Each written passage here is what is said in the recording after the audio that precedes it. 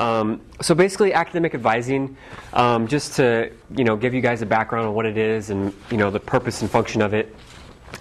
It's available to you guys for personal counseling, registration, admissions, graduate course program selection, career and education planning, job placement, academic deficiencies, counseling while on academic probation, and also transfer credit evaluation.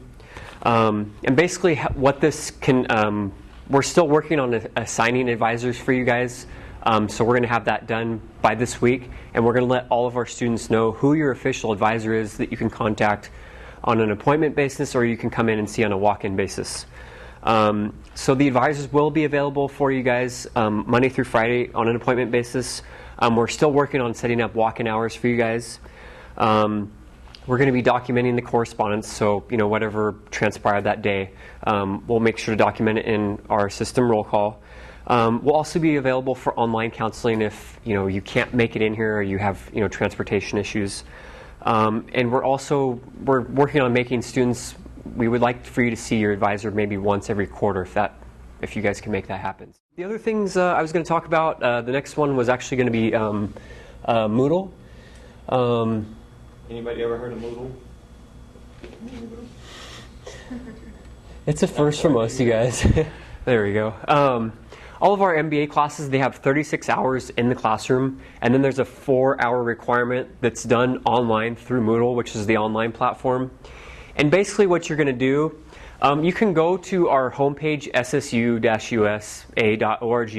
and it says online students. Click here, and it'll take you directly to this page. Or you can actually just type in this whole this ID right here. So basically, it's going to. You need a password to get to this page. What's that? You need a password to get to this page. To get to this page, no. No.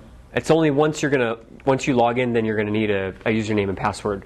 And we're going to send that information out to you guys this week, so you guys have access to Moodle. So once again, when you come to the homepage, Moodle, adding yourself to classes or taking yourself out of classes does not constitute official drop or withdrawal from the class. You need to do it with Mike Roos, who's the registrar.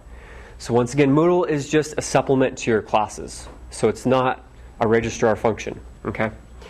So basically what it is you'll come here and you'll log in on the upper left-hand side. I'm going to send that information out to you guys this week.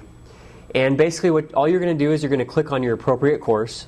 So for example, if you this week you're taking the MBA orientation course, so you could click on that, and it's going to ask for the login, but we'll leave that alone. Okay.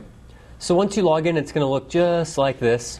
So you can see what your instructor set up for you in terms of the online activities for the class. And then the instructor can also send out information to you through Moodle, but it's entirely up to the instructor how they want, what kind of activities they're going to have you do. They could have you do things such as forum, chats, wikis, workshops. There's all kinds of things. And basically other things they can have you do, if you go to the back to the home page on Moodle, we do have a new student orientation. It's the very first course that's available to all students. You can just click on it, go right in, and it goes through each segment in Moodle.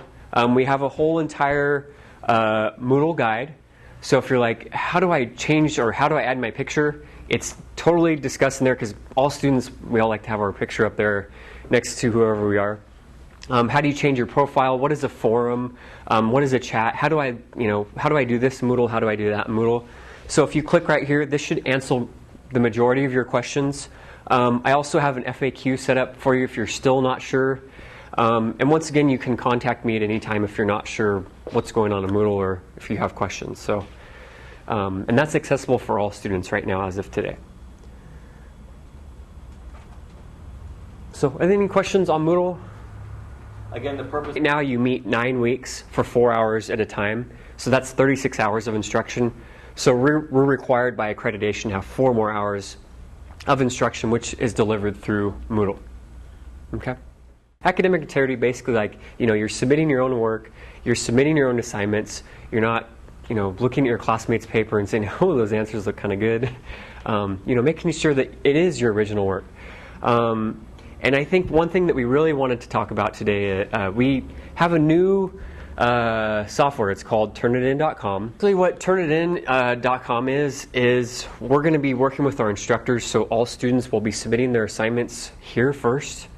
And basically what this does is it scans billions and billions and billions of web pages and submitted assignments and work that's already been turned in, and it's going to tell the instructor right away whether or not this is your original work.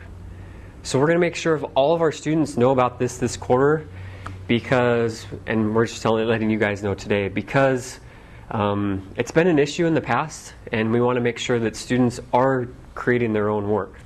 So I might reiterate, the papers now you don't turn your paper into the professor anymore.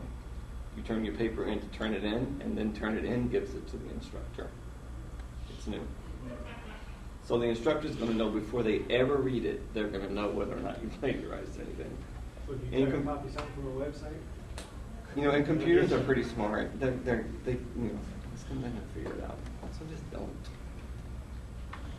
just trying to pull up a sample. Can you show what a sample was? Yeah. You're going to find out about it, and then it's going to be documented in your student file, and then it cannot happen again. So you get one kind of warning, and then if it happens the second time, then you have to go in front of the judicial board, and then they decide whether you stay in the school or not. So not only do you get a zero in the catalog, you can't resubmit it either. yes. It just gets factored in as zero. It's a whack. Yeah. So that's the intention of this. We want students to submit their own original work. We're going to be working with instructors on using this quarter.